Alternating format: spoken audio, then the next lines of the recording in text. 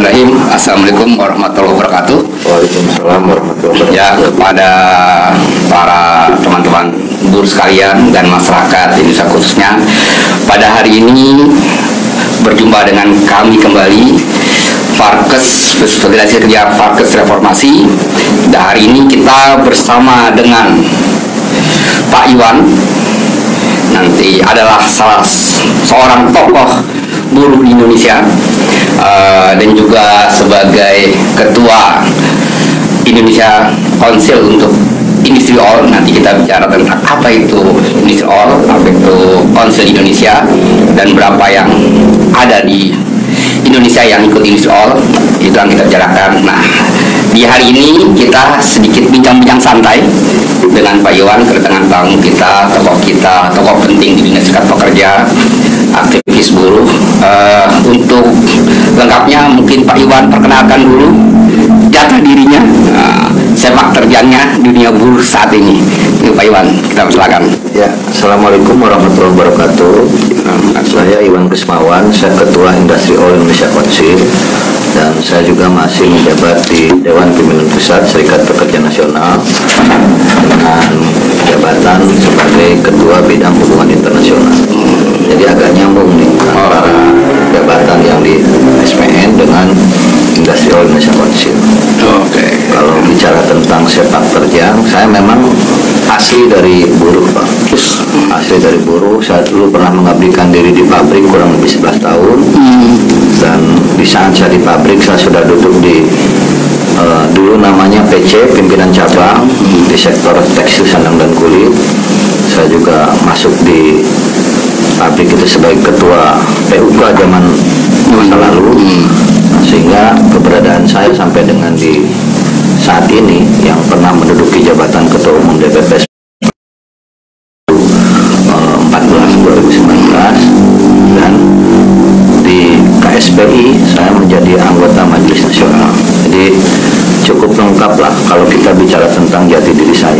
Tapi lagi-lagi yang terpenting adalah bagaimana kita mencoba untuk mengekspresikan apa yang pernah kita lakukan di masa-masa saat kita berada di pabrik. Itu yang sangat penting.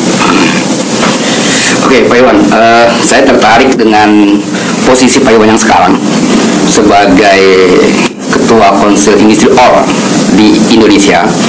Ini kan banyak juga nih teman-teman buruh ini kan kurang begitu paham juga kan apa itu Industri All dan apa sepak terjangnya, dan bagaimana apakah Industri All ini dengan berapa keanggotaan di Indonesia. Industri All ini apakah termasuk juga peran-perannya apa dalam memajukan federasi dan juga memajukan buruh Indonesia secara umumnya, serta punya nggak daya tekan. Nanti kita bicara tentang Kominfus atau gimana tentang peran dari Bapak sebagai ketua, bisa mengatur irama pemain genderang buruh federasi yang tergabung ini, bisa mengikuti langkah nuraninya bahwa buruh itu begini, bahwa sejata diri tadi dikatakan bahwa kita ada demi kaum buruh tadi.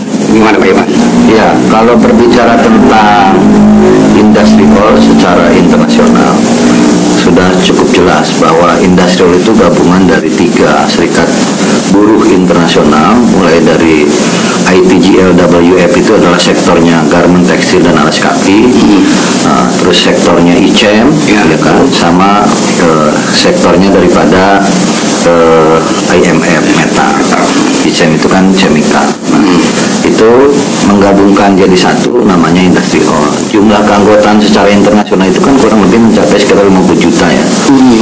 Pada saat 2015-2016, mungkin sekarang sudah bertambah. Nah, ketika berbicara tentang Industri All Indonesia Council, yang keanggotaan afiliasinya adalah ada 11 federasi afiliasi yang ada di Indonesia. Nah, salah satu dari anggota afiliasi itu adalah Farkes, ya, salah satunya. Nah, kalau berbicara tentang keanggotaan yang ada di Industri All Indonesia Council, dengan kita bicara sebelum COVID ya, itu hampir mencapai kurang lebih kan 1,5 juta sampai 1,7. Tapi setelah COVID ini semua belum melakukan verifikasi ulang terkait dengan keanggotaan karena dampak dan lain sebagainya.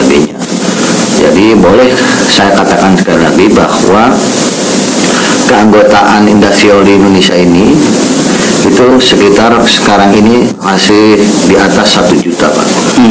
Karena kita belum data real. Jadi kalau 1,5 kan nggak mungkin 500 habis kan, gitu. Tapi setidak-tidaknya masih di atas 1 juta lebih. Nah, kalau berbicara tentang gerakan industri oil secara internasional maupun industri oil secara nasional, Konsil ini kan salah satu koordinator afiliasi industri oil yang ada di Indonesia, supaya ada semacam perwakilan, ada koordinator yang bisa menyatukan pendapat seluruh anggota afiliasi sehingga dibentuklah namanya Industri Oil Indonesia Council. Itu yang sangat penting. Nah, lantas apa yang bisa dilakukan oleh industri oil secara internasional, apa yang bisa dilakukan secara nasional? Secara internasional kita sudah tahu semua bahwa ketika persoalan-persoalan yang muncul di Indonesia misalnya, seperti yang mungkin pernah dialami Parkes sendiri, yang mungkin orang belum paham, belum tahu, dukungan internasional itu sangat efektif. Jadi saya katakan dukungan internasional itu sangat efektif. Kenapa sangat efektif? Karena kita sadar betul seluruh industri yang ada di Indonesia itu masuk dalam sebuah yang namanya multinational company, MNC, di mana pemilik dari seluruh brand, pemilik daripada seluruh merek-merek terkenal, termasuk juga anggota Parkes sendiri, itu kan adanya bukan di Indonesia secara langsung, tetapi adanya di luar Indonesia. Mungkin kalau Parkes kemarin kita tahu kan ada yang di Jepang kantor pusatnya, ya kan, ada yang di Jerman, ada yang di Inggris misalnya. Itu salah satu contoh konkret. Belum lagi di luar Parkes misalnya ada yang di Amerika, ya, dan seterusnya. Nah, ini menjadi sebuah dinamika yang harus dibangun dan harus dipahami oleh anggota federasi masing-masing bahwa ketika berbicara tentang industri oil, maka dukungan internasional akan mengalir ketika ada persoalan-persoalan ketenagakerjaan yang tidak bisa diselesaikan di Indonesia. Nah, apa bentuknya? Bentuknya itu adalah solidaritas. Maka kita suka dapat surat meminta solidaritas dari Indonesia ketika ada teman-teman kita di luar Indonesia misalnya. Terakhir ada yang dari Filipina, ada India, ada Kamboja, kan, dan seterusnya. Nah, itu salah satu bukti-bukti bahwa solidaritas ini sangat kuat di dalam sebuah gerakan untuk membangun kepercayaan terhadap anggota-anggota yang ada di Indonesia secara langsung. Nah, lebih jauh tentu bahwa keberadaan kita di Indonesia, kalau kita sudah ada dalam sebuah yang namanya Industri Oil Indonesia Council, maka patsunya satu, Pak. Solidaritas yang dibangun, gitu. Nah, terlepas dengan hukum yang ada di Indonesia, itu secara mekanisme silakan berjalan.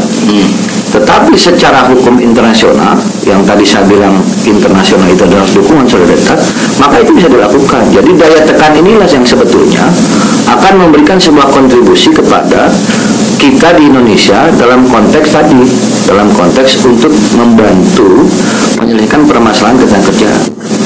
Nah, karena apa? Karena sadar betul tadi saya katakan, nama-nama besar yang diproduksi di Indonesia itu bukan milik orang Indonesia. Kalaupun ada milik orang Indonesia, itu bersifatnya lokal, Pak.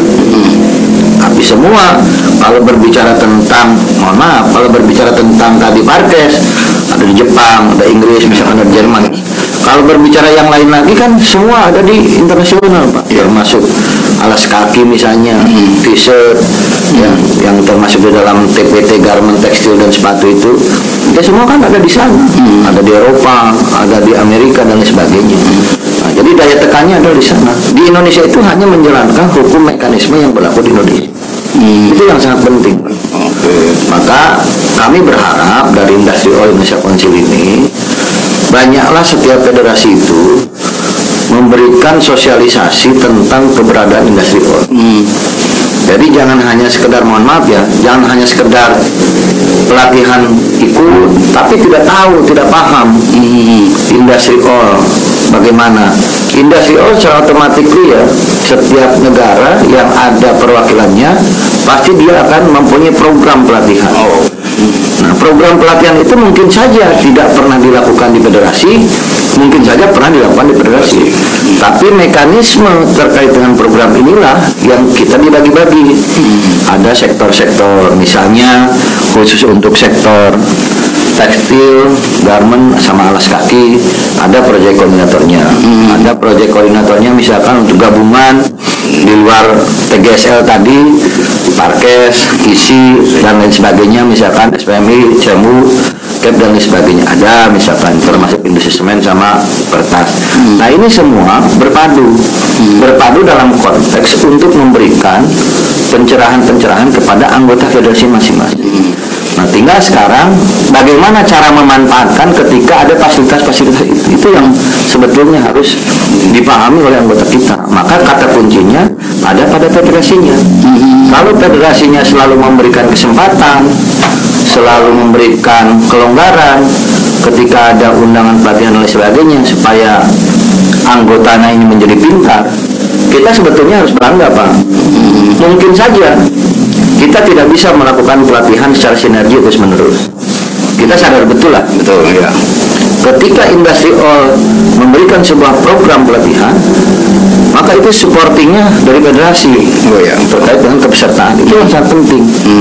Contoh mungkin dari beberapa yang sudah saya lihat terkait dengan pelatihan bagaimana membaca neraca keuangan perusahaan.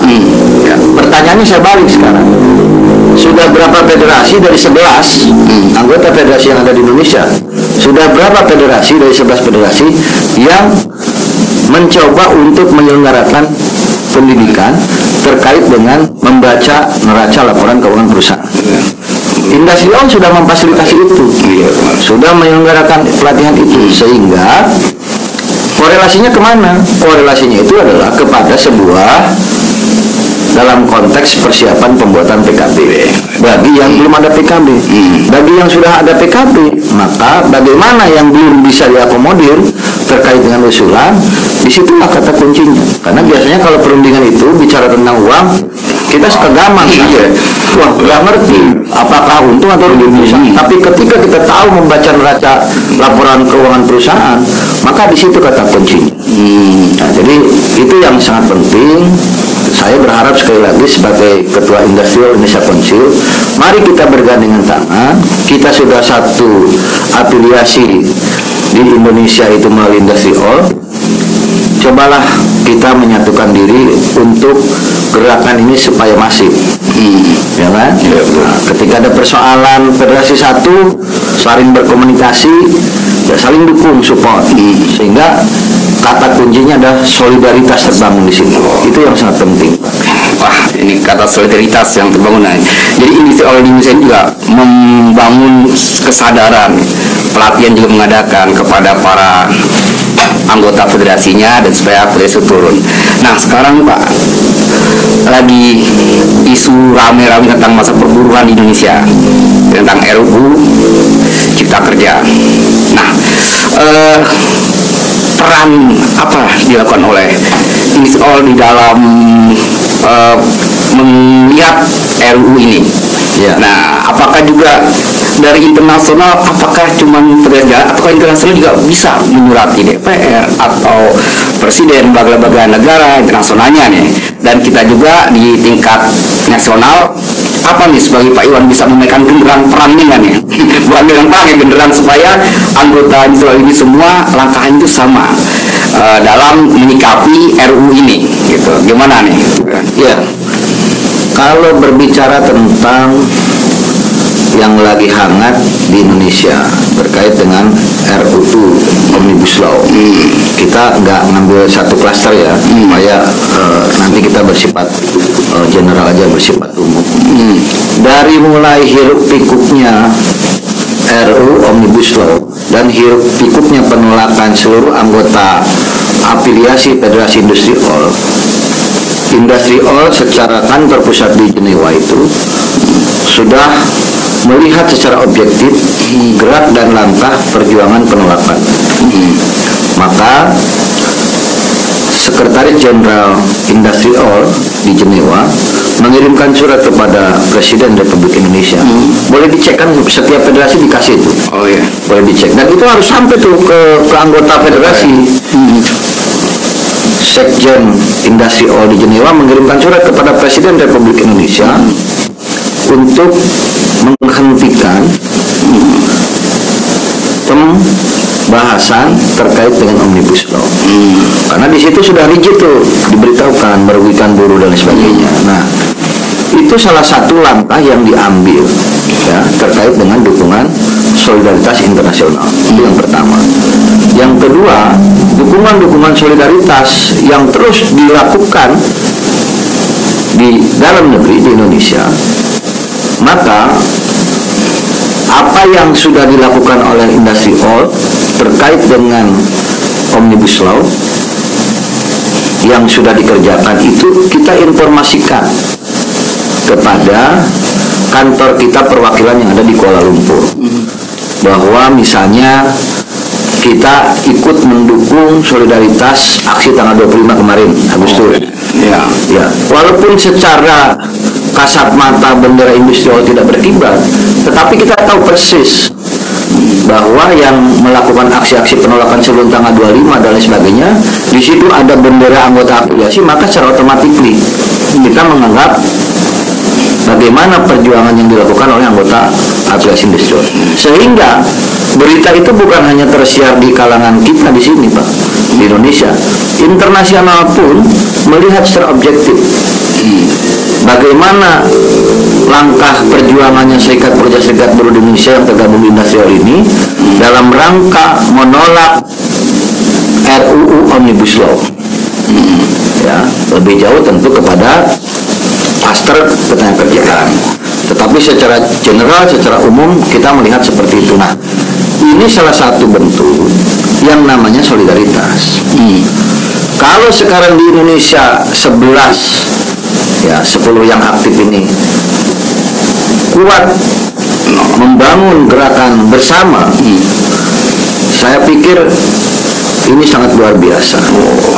Ya, bayangkan dengan sebelum COVID itu 1,5 juta, 50%-nya aja turun. Di bawah bendera Industri Oil Indonesia Council. Luar biasa, Pak. Dan orang banyak yang belum tahu sebetulnya. Nah, oleh karena itu, sekali lagi kami berharap karena kita sudah sama-sama ada dalam satu afiliasi industri oil, mari kita bangun solidaritas ini. Jangan saling cakar-cakaran, apalagi kalau sampai saling merebut anggota. Wah, itu nggak elok lah. Kalau menggunakan bahasanya kebun kopi ini kan, nggak elok. Karena kita sudah ada semacam kode etik di dalam industri oil, yang masuk di dalam industri oil itu hindari konflik-konflik yang bersifat tadi saling mengambil anggota. Sehingga kalau itu belum dipahami, ya sampaikan kepada anggota kita. Karena sejatinya begini, kalau kode etik itu bisa kita pahami secara bersama-sama, yang harus paham itu adalah federasinya dulu. Kalau federasinya udah paham, baru sampaikan kepada anggotanya. Sehingga kalau ada terjadi di daerah tertentu misalnya terkait dengan persoalan-persoalan yang menyangkut di dalam perusahaan yang bersangkutan, ya kalau ada yang datang ke Parkes lah misalnya, Parkes kan bilang kita di KSPI udah sama-sama, di industri udah sama-sama, apa sih yang menjadi masalahmu kan gitu. Sementara kamu benderanya ada, dia kasih tahu. Gitu sih.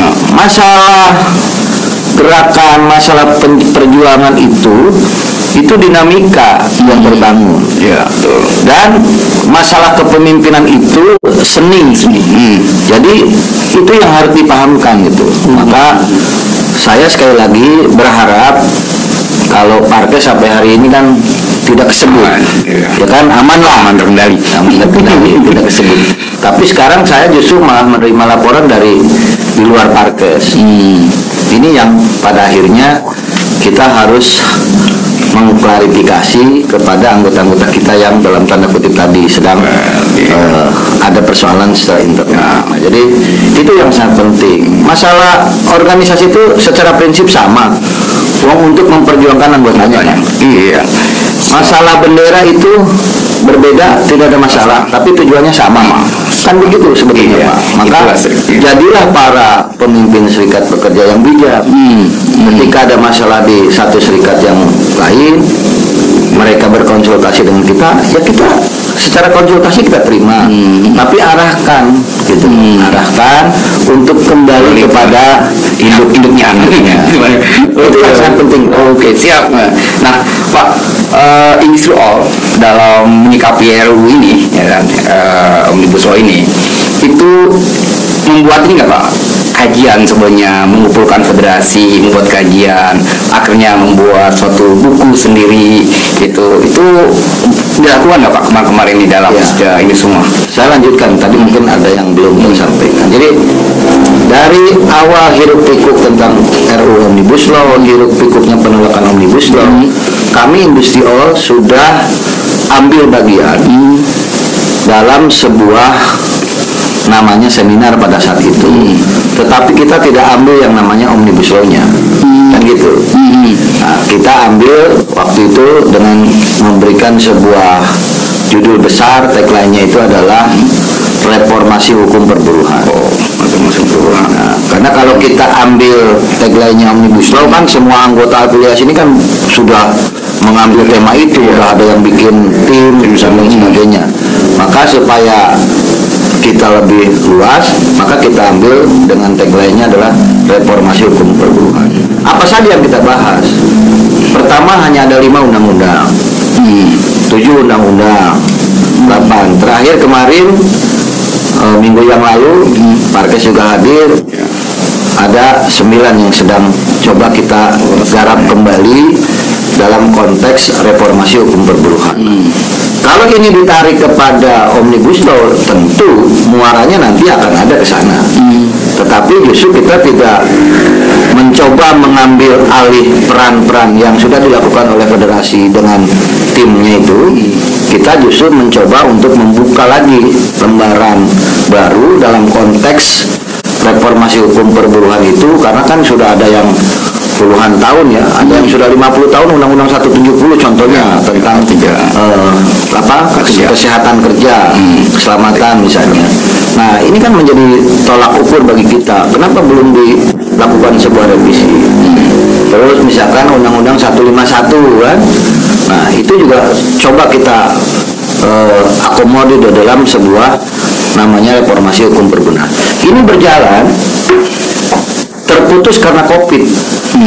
Karena itu dari 2019. Nah, kemarin setelah kita melihat secara objektif informasi tentang COVID, maka kita mulai lagi bergerak. Bergerak, kita duduk bersama, seluruh anggota afiliasi kita undang, dan alhamdulillah kemarin hadir. Nah, di situ kita coba lagi. Kita berikan di hari pertama brainstorming. Ya. Setelah itu sesi siang setelah istirahat, kita berikan kesempatan untuk melakukan menganalisa tentang pokok-pokok pikiran, pokok-pokok masalah. Setelah itu nanti kita akan masuk kepada daftar inventarisasi masalah. Dan pada akhirnya kita di akhir 2020 kita akan punya, seperti yang dibilang Pak Idris tadi, kita akan punya yang namanya blueprint reformasi hukum perburuhan. Nah, itu maksudnya kita. Maka tahapan kedua kemarin, setelah 2 hari efektif kita bicara tentang reformasi hukum perburuhan, kita sudah dapat pokok-pokok pikirannya. Nah, nanti di menjelang akhir September, kalau tidak salah kemarin sudah diputuskan 2930 ya. Nah, kita akan masuk kepada daftar inventarisasi masalah. Nah, baru dari situ setelah kita dapatkan semua, kita akan sampaikan kepada, bukan hanya kepada kawan-kawan kita di Industri All Indonesia Council, tetapi kita akan sampaikan juga kepada non-anggota Industri All Indonesia Council. Sehingga kalau kita berbicara tentang reformasi hukum perburuhan, semua serikat pekerja, semua buruh itu harus paham betul, harus tahu betul. Nah, ini yang kontribusi yang dilakukan oleh Industri All melalui Industri All Indonesia Council ini, bahwa kita tidak tinggal diam. Kita ikut bersama-sama membidani terkait dengan isu-isu yang sekarang sedang hangat. Konsentrasi kita juga melakukan kampanye terkait dengan Omnibus Law, kita kampanye terkait dengan K3, kita kampanye terkait dengan pengawasan yang selalu menjadi tagline-nya adalah apa ya, kalau saya dengar setiap ada aksi itu pengawasan mandu lah dan sebagainya. Kita itu dengar semua. Nah, oleh karena itu kita coba duduk dalam sebuah agenda, sebuah pertemuan, sehingga kita tahu apa yang dimaksudkan oleh satu dengan yang lainnya. Nah, itulah peran kita secara langsung, secara masif bagi anggota-anggota industrial. Yang di luar anggota-anggota industrial dalam seminar, dalam lomba karya kita undang juga. Jadi sekarang ini sebetulnya pemerintah sudah, khususnya ketenagakerjaan ya, sudah tahu lah industrial ini siapa, apa dan sebagainya. Nah, maka jangan ketinggalan, anggota kita harus tahu juga. Walaupun di dalam alma maternya masing-masing kan ada industrial, ada apa konfederasinya, ada federasinya. Nah, industrial harus terus didalami. Itu salah satu kampanyekan semua.